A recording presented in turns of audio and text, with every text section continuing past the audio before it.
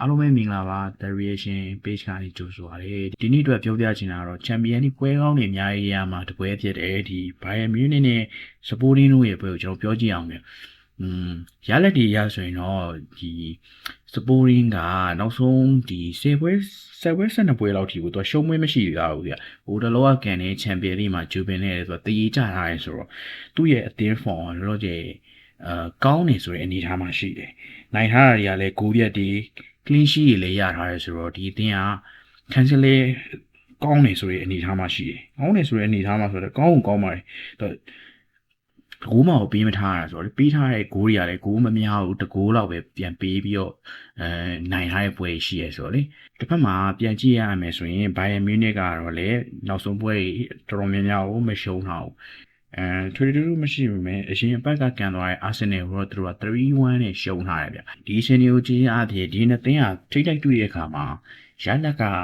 အားကြီးကွာမယ်လို့တော့မထင်ဘူးဗျာနော်အကယ်၍ Sporting နိုင်သွားမယ်ဆိုရင် 1-0 လောက်နဲ့ပဲနိုင်သွားပြီးတော့ Bayern Munich နိုင်မယ်ဆိုလဲ 1-0 2-1 လို့မပြတ်သားတဲ့ဂိုးရလက်တစ်ခုခုနဲ့ပဲနိုင်မယ်လို့တော့ထင်တယ်ဗျ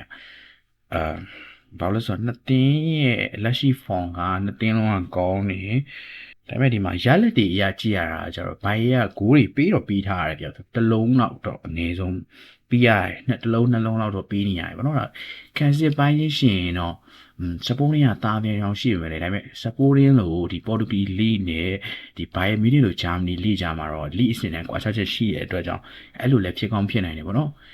ဘလို့ပဲဖြစ်ဖြစ်ပါအဲ့ဒီမလားပြန်ကန်သွားမယ်ဒီ Bayern Munich Sporting ပွဲလေးကတော့ကျွန်တော်အမြင်ကတော့2-1ဒါမှမဟုတ် 1-0အဲ့လောက်နဲ့ပဲပြတ်သွားမယ်လို့ထင်ပါတယ်နိုင်ကြီးများကတော့ဘာရအတင်းကြီးဆိုတော့နိုင်ကြီးအများကြီးဆိုပေမဲ့ကျွန်တော်ကတော့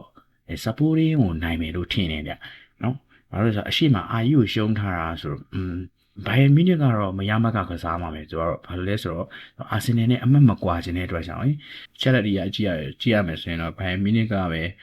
1-0 2-1 လောက်နဲ့နိုင်သွားမယ့်အနေအထားရှိပါတယ်အားလုံးကျေးဇူးတင်ပါတယ်